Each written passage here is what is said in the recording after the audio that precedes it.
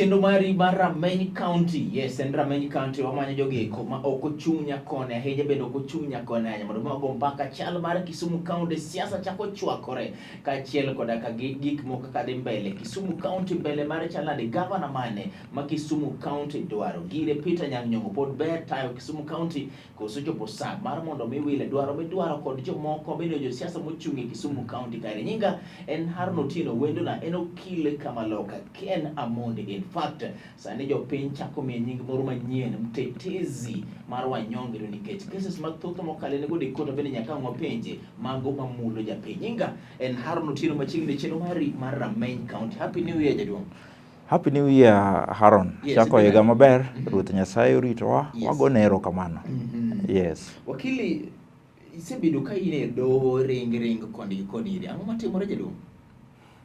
Kalure gi weche mek doho maduong', daher wacho ni wasebedo kwa chung' ne ratiro mar japiny e yore mopogore opogore.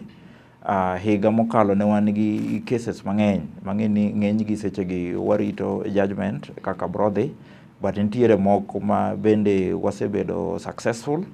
Example, cases meki muko, moloyo to muko mar reru ma judgment nowuok ka court owacho kendo yango makare ni kapok imuko to nyaka organizations machalo ka reru nyaka dhi e court mokwongo mayudo order mayienegi mondo gidhi gimuk gik japiny.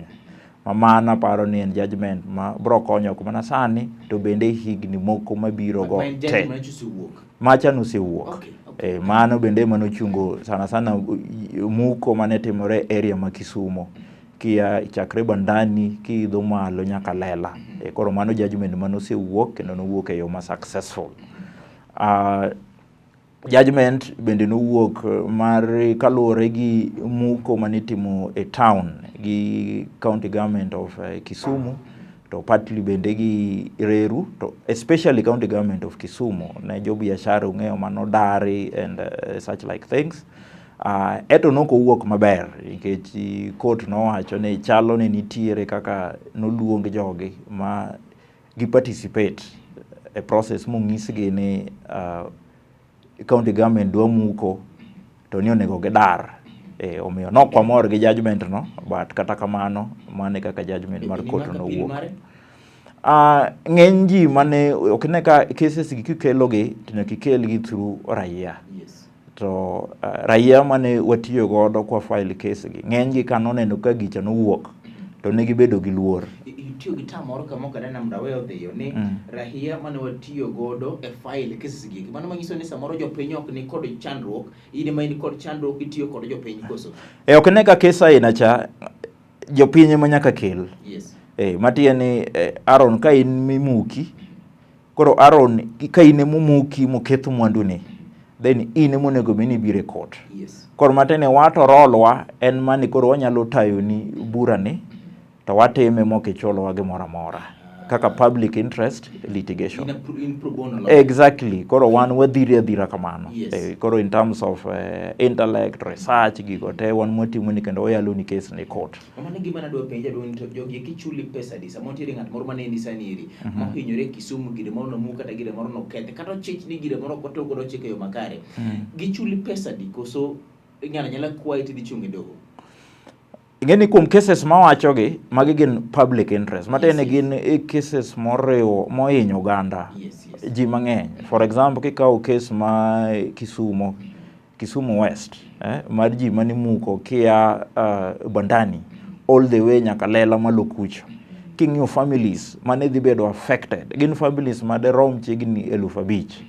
Koro gimorana no, iyudo ni en move ma affect ji mang'eny kabisa. Koro mage mwakawo kaka public interest litigation. Lakini ng'eni nitie moko ma en in as an individual. Mago to koro kibiro office to waneno mando koro waneno kaka watimo. Lakini mwatimo kaka public interest gito gin gik ma hinyo ji mang'eny. aina mano muko mane timore town ka koro mago to public interest. Bura mano momako jopiny mathoth ahinya iluongo ni public interest gi dho mbogo, mago eko to wakili wacho ni mago to nyalo timo nono maonge chudo kata achiel. To mano ero mumulini iwuon to nyaka igole manyonge moro. Tera penjo moro wakili, sani eri waneno ka josiasa ma Kisumu riwore, waneno migosi Ochola Kamili, waneno gavana ma Kisumu County machon migosi Jack Nyanungo Ranguma, waneno migosi Ken Obura mabende mchung' manyo kom nero mar governor, waneno speaker machon mar county assembly migoso Nyangolo, waneno jasiasa kendo ja ohala Oya Kalausi, waneno senator ma Kisumu County Fred Outa Nyarwath kachiel kod jotelo mathoth mokalo, waneni wakili Ken Amondi kachiel kod akage Jack Obura, un josiasa mathoth mokalo. Agenda en mane jaduong'? Agenda manitiere en ni in the end of the day waduto wan jo Kisumu County. To gima wadwaro best interest marwa. Interest wa en ni Kisumu County, telo ma Kisumu County nyaka bed mano ma deliver services ne japiny. Wang'eyo waduto ni wakedo kabisa kaka onagi mondo mi wabed gi county government. Mano timore mondo mi mwandu wa malo obi piny mondo lok ngima mar jowa. To county government itayo gi jalno miluongo ni governor. To kose yiere kuom higni 5 kaluwore gi manifesto ne ma en godo. Then koro nitiere questions manyaka wapenjre kaka jopiny, given ni koro yiero dhi koro chiegni. Ni kuom higni 5 gi, health services mekwa kaka jo Kisumu County be dhi maber. Public health sector, Russia Hospital, be nitiere yath, be wan gi cancer treatment equipments, Medicare marwa, bende ni kare. Ket mano en one of the major roles ma wang'eyo no mi county government. To molo mano, gin one of the core reasons omiyo nwayiero governor matiyo sani, nikech ne en jalno ma bende nosebedo minister for health. Koro nwayiere kwa ng'eyo ni wadwaro ni mondo health sector wa Kisumu County nyaka bed if not the best e Kenya, but achiel kuom the best. Koro maga some of the questions manyaka wapenjre. Bende nyaka wapenjre ni to pesa mwayudo ka a national government ka biro e county government ka en 13 billion ega ka ega for all these years, 4 years so far, be osetiyo e yo makare. Bende waneno services ka we kata na within Kisumu Central Town to sub-counties wa maoko kucho, wang'ayore chal nade, agriculture chalo nade. Magi some of the legitimate questions manyaka wapenjre kwa timo godo assessment kwa miyo godo governor wa matiyo scorecard. To bro penji jaduong' ni kom Yes. miwacho gi eki. Ineno ka nitiere lerni migero Kisumu, nitiere kabro muken town ka, nitiere mafua molosi, nitiere bende stadium machalo losi mwala kaja chande, nitiere weche machalo kaka kuond manose muke midwa ger mochiel saniri, Anderson gede, Maka Simbo Mwalo. Nato nyalo koni pesa tiyo maber Kisumu County? Okay, kuom some of those nitiere moko ma anyalo duoki straightforward right away. Nikech given ni an jalno mani chako by introducing kaka ng'at mosechung katimo public interest litigation ne japiny. Wadhi e questions mari demolition motimore Kisumu County. Mano kende gima namako ne godo sirkal ni kabisa. Iwacho kuom ute ba Anderson kod Maka Simbo, yeah?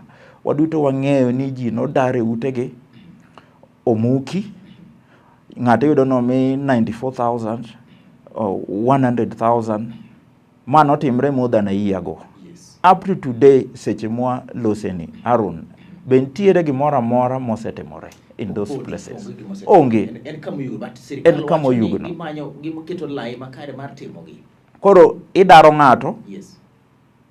okin gadieri gi kamo dhiye, imi 150,000 or 100, of course in the anticipation ni kamoro dhe yud kamo nyadake ko rent maybe for months moko matin, so that after around 1 year tisetieko gicha oyudo kamo dake. Nitimo case nieri. Yes. Wang'e maber ne nitiere japiny moro. Yes. Wacho ni siling 95,000 en pesa mang'eny. Yes. Nitiere japiny moro ma koyude, Yes. chalo ng'ama ogoriti ne dhier kendo koni okachaka doga dhier kendo. Yes. Wakili king'iyo pesa, en pesa manochiw ne ng'ato makre gol kuom ndalo moko matin koso ne en chudo mar kama nogole cha mok chak dog winj ywakni kendo?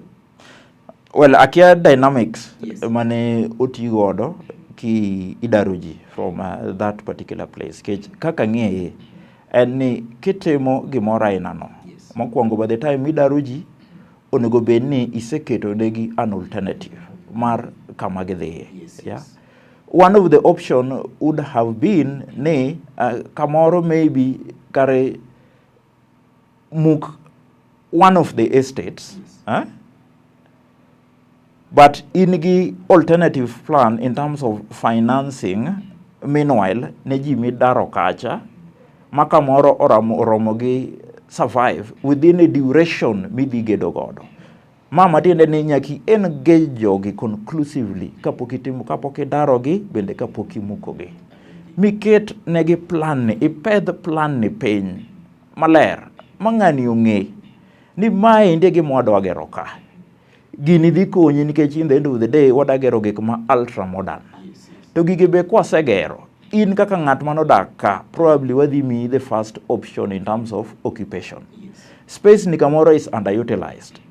Ka endi un gi homes maybe per beach, but out of this wanyalo gero ute kata na 300.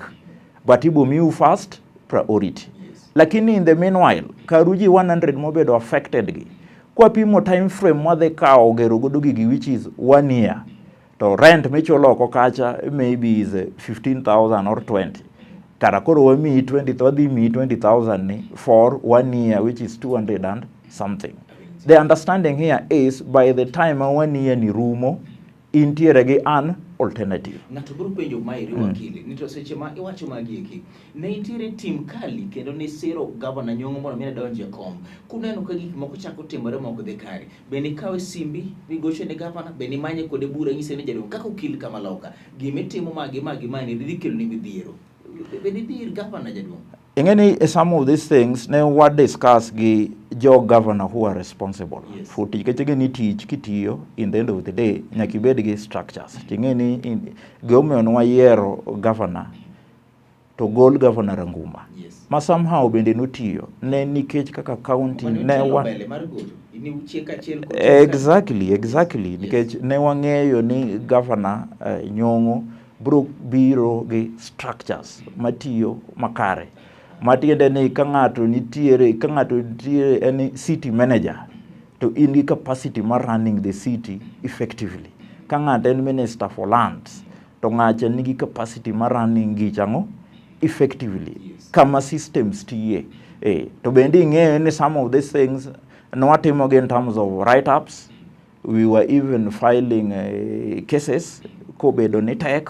Matiende ni the relevant persons were always aware. In any case, no address, ana na golo kata public pronouncements, press, so that jogi ne winjo gik mane wawacho. Mani timo kari. No an natimo kara kaluwore gi nyalo na. Mani ndiko masamoro barupa ndiko giki. Nti mano chopo ne governor won?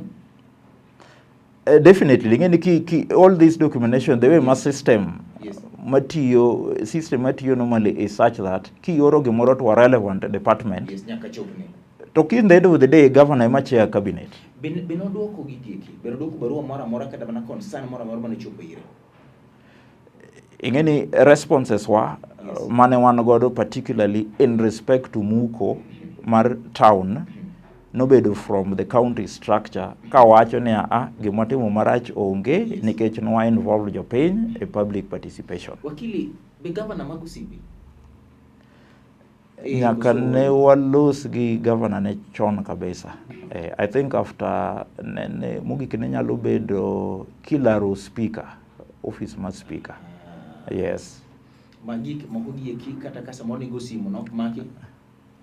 Ingeni seche moko governor ben ng'amo dech. Koro kamoro maybe kiseta mamanye dichiel riyo to ke yud follow up to wabende wadech. Koro donge we governor koro tiyo keche ben gi structure nikech ng'amo trusty mo believe bro luongi seche moko kech governor ng'eya in person to penji ni wakili kai wacho kama, don't you think ni mae kako nego time because of ABCD? Be paro ne ochopo sa mondo mi governor Nyong'o odhi dala.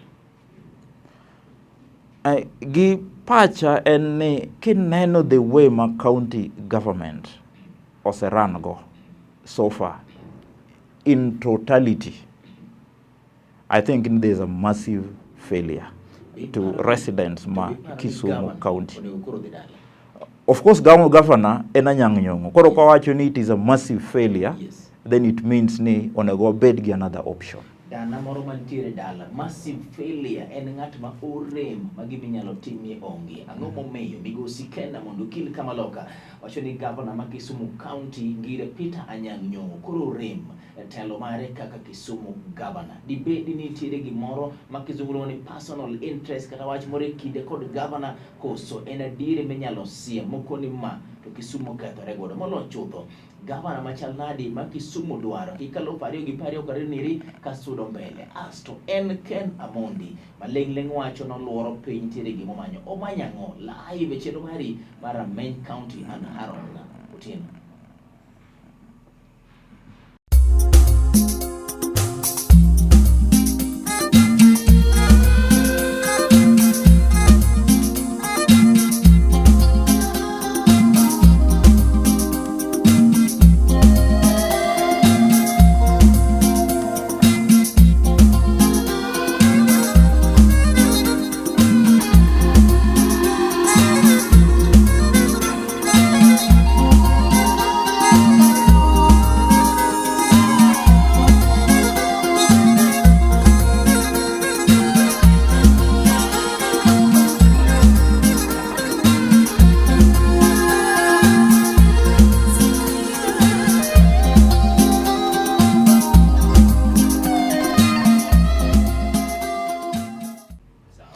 Achiel chendo mari mar Rameny County ne kamwa luonga jotelo waketo gi piny kod gi mbaki tiponi achiel kende mar Lolwe Tv. Igini mainga par pod wadhi mbele ka chutho dwaro marwa en wagol Kenya kaka watero mbele okwa ol nikech watime ka wang'en watime ilo japiny ma jahera mar Lolwe Tv. Nyinga en Haron Otieno. Rameny County wendo na en okil Kamaloka Ken Amondi sande jomoko luonge ni mtetezi ya wanyonge. Dang'eyo mtetezi mar jomugi Kiswahili. Wakili, en nini tiere sigu more kindi kod governor koso nitiere gimoro ma governor timone jopiny miyacho ni oyo maeri tadieri ka otimo kama to ok nyal losi gole ofise moromore godo. Harun, onge sigu moro amora kinda gi governor. In any case kaka wacho, governor en ng'at ma an achiel kuom jogo mane osiro motegno kendo campaign for strongly, and I gave you the reasons. And exactly, I gave you the reason in case na believe ni wayiero professor nikech odiketo structures, odiketo systems matiyo e county government. Problem mango en ni ka ng'iyo gini keenly systems e county government okti as of now. Let me give you some basic examples. Kech ingeni ano kadak Nairobi, anadak Kisumu County kai. Koro adil gi ji mang'eny to some of these things ana wuon benda face gi in person. Ng'iane wach mar payment mar contractors. Arunu ka wuondi, we have so many contractors. Osetho, biashara gi oseywa geche gi loche gi contractors ma Kisumu kai. Yes. And there are so many. Tony pesa gi ok nya chul gi to teach tisetimo. The other day control of budget. Owuono wuok oko mowacho ni an Kisumu County nasemiyo pesa makama. Koro ka pok gichulou mano penj gi uru wan tijo ok en execution. Mano en tij government. Mano ok tijwa. To ma en gima is across the board county government of Kisumu. Yes. Yeah. And you see, the moment me cholo contractors, the moment me cholo jogo mositiyo ne county government, a good number of jogo, gen joka, pesa ni gibro tiyo godo ka. Kichulo 6 billion cha, ichulo joge. Pesa ni bo circulate Kisumu ka. Eka jibo wacho ni pesa circulate.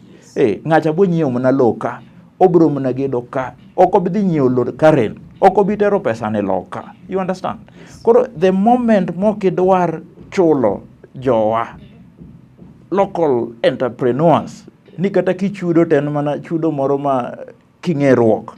You understand? Gimikelo en ni koro imedo midhiero. Okela penjo moyo jaduong'. Nitiere jomoko ma gavana nyong osechulo to jomoko to pok ochulo, koso kochulo ji te.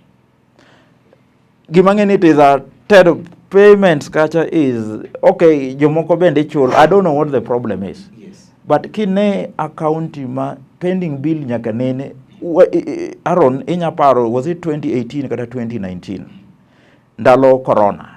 Anyaparo ka His Excellency President Uhuru Muigai Kenyatta owuok oko mowacho ni nikech joga hinyore, one of the things ma timo agolo pesa makama pending bills mondo chuli matimang'o room te. Iwinja? Kendo gichako giwacho ni all county governments, to mano is actually the position, ni pending bills obed treated as a first charge. Matieni thegri mokwongo gi payment mar ji ekichak timo something else. Ing'eni ng'ato nyalo misinterpret gino, ni gino mean ni koro kikikel development. But this is what the president meant. Again, ahero ga President Uhuru Muigai kabisa, Kenyatta kabisa, in terms of ng'iyo interest mar japiny. The president knows ni seche mitimo kacha kamano, then either intentionally or unintentionally imiyo pesa ringo e ground. Koro ji bedo gi pesa luorore. Winja? Kwacho ni gavana nyong en gavana ma odich koda gigero gik madongo minyalo ne, lakini pesa mimiyo japiny matin yeri to kothor chiwo. Udwegi golo gavana miwacho ni ne luoro pesa kare Jack Nyanungo Rangu matera penjo mara. Gavana machal nade ma Kisumu dwaro? What kind of a governor ma Kisumu dwaro? Haron, I think what we need a Kisumu County is basically an implementer. Simple. Nyatumadi get a team. Implementer. Yes. Period. Onge gimoro kendo. Nikech kare question minje wacho gima awaloso ko ming'eni ng'ada kapok atieko. Mar chulo contractors, akiana ng'oa ginego. There's nothing special about it. Public Finance Management Act. Wacho maler ni kata tich kapok imiyo ng'ato igolo barua cha LS giluonge ni LS, I think, on the premise ni pesa cha nitie. Yeah. So why do you take 5 years kapok ochul ng'ani? Why don't you just implement the law? Aya, koro udhi mu bago gino, mu ketho makoro lokre pending bills. National Government President Uhuru Muigai Kenyatta ogolo pesa malo kucha. Okelo ni aya chul job. Koro mano kendi kele a problem. Then what do you want? Unless cooking human. Kendi. So all we need is an implementer. Kanyo kata na wisdom mang'eny ok dware. Nyatumadi keto gige ketimo. Let gika mondo ti why ke chik nitiere, structures nitie. Why miya gicho ti pesa ko biro mar health, pesa monego dhi Russia, ka allocation mar Russia and for example 700-600 million. Why can't that money just go to Russia hospital? Okelo penjo moro wakili nikech kawalose mheshimiwa Ken Obura. Yes. Nitiere MP mar Kisumu Central. Yes. Noduoke dala mano manyiso ni jopiny nong'udhe ni ok oti maber. Yes. Wantiere koda gi Jack Nyanungo Rangu bende noduok dala ni ok oti maber ne jopiny. Yes. Mheshimiwa Speaker Jack Onyango Lo. Yes. Nitiere speaker kare Assembly nogwe oko nok oti maber. Yes. Waduogo kod migosi Senator Outa. Mabende dhano moko ng'iye ni en ng'at ma osebedo ka samoro gore koda gi gavana kendo telo mare ok obedo kare. Mano pa jogo tadire samoro be nitiere ji mathoth bedo wacho ni en ng'ama ber nyalo bedo gavana maber. Yes. Ng'ama mantiere list maru man mbele ka thoth mar joma ochung' godo gin jok ma piny noseng'udho thuolo mokalo chien. Ing'eyo Harun, the mere fact ni ng'ato nosechung'. Yes. Ma japiny ong'udhe oko. Yes. Does not necessarily mean ni ng'ano ok nyal telo. Onyalo duogo motel kendo. Onyalo duogo motel. Okay. Let me give you an example. Uhuru Kenyatta maseno bedo president mochamo 10 years ni. Be ning'e ni Uhuru Kenyatta kanowuok ni manyo kom mar mjumbe for the first time korgi kocha Gatundu South. Joka nokwer ni kata be ni wuon gi mochier kawuono to ginyame yango kom mar mjumbe. Yes. That was I think it was 1997. As to omanya kom president bendo koyudo. Yes. But 11 years down the line, yes. Uhuru president motiyo motieko. Chelwari mar Rameny County karobiro ni ng'ato setemo molwar piny mano konyiso no konya bedo jatelo maber mago pacha mago paro mocho kod migosi Kena Mondi abende en jasiasa kendo kili kamaloka e Kisumu County. In fact jomoko luonge ni mtetezi mar wanyonge nikech cases momako gin mago eko ma imako e lo japiny live e chelo mari mar Rameny County. Yes or no? Governor isayo ni okosebedo kaluwo chike mag doho ka doho golo order to kolo koso oyo. Yes or no? Okay, an awuon ing'eni mano question no dwaro ka ntiere specific examples. Okay. Ma ing'eni kaka wakili okanyal wacho nikech ang'eyo ni nitiere cases moko mana handle kechi ane panel mari county government kundi cases moko mana handle chien kano to moloyo mag former employees meki county government mejo ne samoro ne nitiere chochni in terms of chudo. Of course the system injo mwalo seja about, but in the end of the day gimang'eyo nikech joka ne gin represented gi wakinde moko ing'eni ber process mari chudo ken gima involve wakili nitie gi process manyalo machun joga mondo chudi kokitimo mano tiyudo ni imako that particular officer man responsible man finance ma in the end of the day gika no end up no chule.